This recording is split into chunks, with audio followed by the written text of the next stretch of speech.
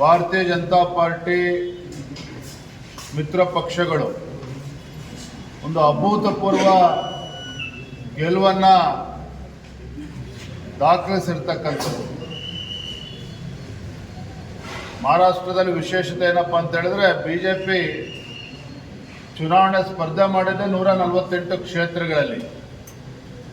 148 ಕ್ಷೇತ್ರಗಳಲ್ಲಿ ಬಹುತೇಕ 128 ಕ್ಷೇತ್ರಗಳನ್ನು ಭಾರತೀಯ ಜನತಾ ಪಾರ್ಟಿ ಗೆಲ್ತಾ ಇದೆ, ಗೆದ್ದಾಗಿದೆ.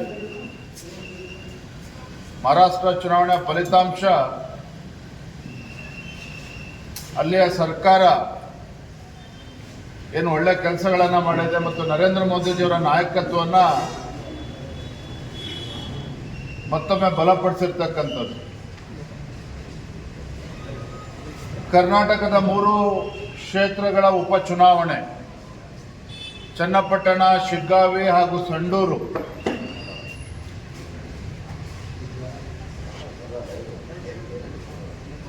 ಮೂರು ಕ್ಷೇತ್ರಗಳಲ್ಲೂ ಶಿಗ್ಗಾವಿ ಹಾಗೂ ಸಂಡೂರಿನಲ್ಲಿ ನಾವು ಬಿಜೆಪಿ ಗೆದ್ದೇ ಗೆಲ್ತೇವೆ ಅನ್ನೋ ಸಂಪೂರ್ಣ ವಿಶ್ವಾಸ ನಮಗಿತ್ತು.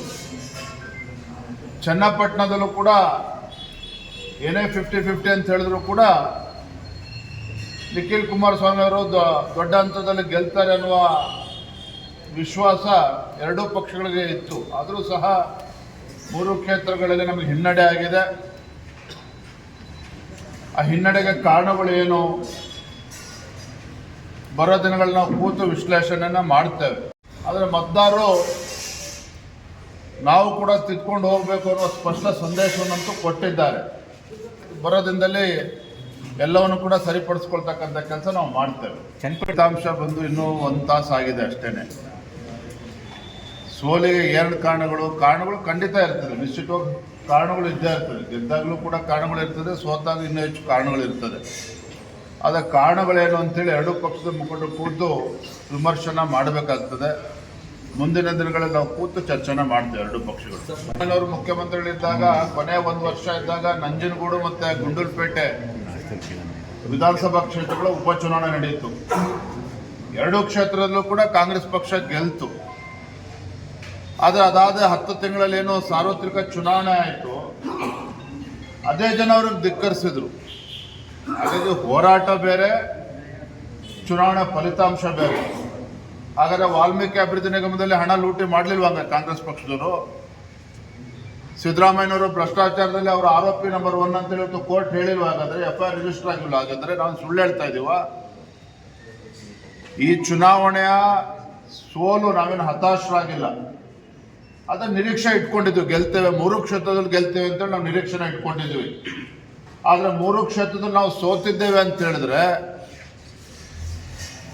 ಅದರಿಂದ ನಾವಾಗಲಿ ನಮ್ಮ ಕಾರ್ಯಕರ್ತರಾಗಲಿ ಹತಾಶ ಆಗ್ತಕ್ಕಂಥ ಪ್ರಶ್ನೆ ಇಲ್ಲ.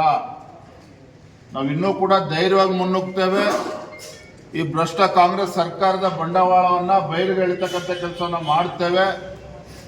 ಈ ಸರ್ಕಾರದ ಕಿವಿ ಹಿಡ್ತಕ್ಕಂಥ ಕೆಲಸ ಒಂದು ವಿರೋಧ ಪಕ್ಷವಾಗಿ ಮಾಡ್ತಕ್ಕಂಥ ನಮ್ಮ ಕರ್ತವ್ಯ ಇದೆ, ಅದನ್ನು ನಾವು ಮಾಡ್ತೇವೆ.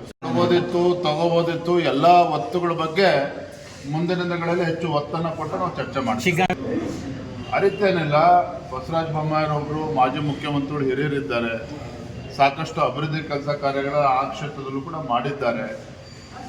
ಆದರೆ ಇಟ್ಸ್ ಶಾಕಿಂಗ್, ನಾವು ಒಪ್ಕೊಳ್ತೇನೆ. ಶಿಗ್ಗಾವಿ ನಾವು ಯಾರೂ ಕೂಡ ನಿರೀಕ್ಷೆನ ಮಾಡಿರಲಿಲ್ಲ. ಭಾಳ ಅನಾಯಾಸವಾಗಿ ನಾವು ಗೆಲ್ತೇವೆ ಅಂತ ನಾವು ಭಾವಿಸಿದ್ವಿ. ಎಲ್ಲೊಂದು ಕಡೆ ನಮ್ಮ ಅತಿಯಾದಂಥ ಆತ್ಮವಿಶ್ವಾಸವೂ ಕೂಡ ಅದಕ್ಕೆ ಕಾರಣ ಆಗಿರ್ಬೋದು. ಆದರೆ ಬೊಮ್ಮಾಯಿಯವರು ಒಬ್ಬಂಟಿಯಾಗಿದ್ದರು, ಪ್ರಶ್ನೆನೆಲ್ಲ. ಯಡಿಯೂರಪ್ಪನವರು ಕೂಡ 2-3 ದಿನಗಳ ಕಾಲ ಹೋಗಿದ್ರು, ಸೋಮಣ್ಣ ಅವರು ಹೋಗಿದ್ರು, ಎಲ್ಲ ಪಕ್ಷದ ಹಿರಿಯ ಮುಖಂಡರು ಹೋಗಿದ್ರು. ಅದು ಪ್ರಶ್ನೆ ಅಲ್ಲ. ಕಾರಣಗಳೇನು ಅಂತೇಳಿ ಕೂತು ಚರ್ಚೆ ಮಾಡಿ. ರಾಜ್ಯದ ಅಧ್ಯಕ್ಷ ನಾನೇ ತಗೊಳ್ತೇನೆ. ರಾಜ್ಯದ ಅಧ್ಯಕ್ಷನಾಗಿ ಸೋಲನ ಜವಾಬ್ದಾರಿಯನ್ನು ಹೊರಲೇಬೇಕಾಗ್ತದೆ, ಅದನ್ನು ಹೊರತೇನೆ, ಸರಿಪಡಿಸ್ಕೊಳ್ತೇನೆ. ಬೆಳಗಾವಿ ಅಧಿವೇಶನದಲ್ಲಿ ಮಾತನಾಡ್ತೇನೆ. ಯಾವನ ಅಪಪ್ರಚಾರ ಮಾಡ್ತಾ ಇದ್ದಾರೆ. 97 ಕೋಟಿ 187 ಕೋಟಿ ಲೂಟಿ ಹೊಡೆದು ನಿಮ್ಮ ಮಂತ್ರಿ ಜೈಲು ಹೋಗಿದ್ದು ಸುಳ್ಳಾಗಾದ್ರೆ, ವಾಲ್ಮೀಕಿ ಅಭಿವೃದ್ಧಿ ನಿಗಮದಲ್ಲಿ ಹಣ ಲೂಟಿ ಮಾಡಿರ್ತಕ್ಕಂಥ ಸುಳ್ಳಾಗಾದ್ರೆ, ಸ್ವತಃ ಮುಖ್ಯಮಂತ್ರಿಗಳು ಒಪ್ಕೊಂಡಿದ್ದಾರಲ್ರಿ ಸದನದಲ್ಲಿ. ಮೈಸೂರು ಮೂಢ ಹಗರಣದಲ್ಲಿ ಏನು ನಾವು ತಪ್ಪೇ ಮಾಡಿಲ್ಲ ಅಂತ ಹೇಳ್ತಾ ಇದ್ರು. 14 ನಿವೇಶನಗಳನ್ನು ಯಾಕೆ ಸಿದ್ದರಾಮಯ್ಯನವರು ಧರ್ಮಪತ್ನಿಯವರು ಮುಖ್ಯಮಂತ್ರಿಗೆ ಮನೆಯಲ್ಲೇ ಕೂತ್ಕೊಂಡು ಪತ್ರ ಬರೆದ್ರಾಗಾದ್ರೆ, ತಪ್ಪು ಮಾಡಿಲ್ಲ ಅಂತ ಹೇಳಿದ್ರೆ ಯಾಕೆ ನಿವೇಶನಗಳನ್ನು ವಾಪಸ್ ಕೊಟ್ಟರೆ?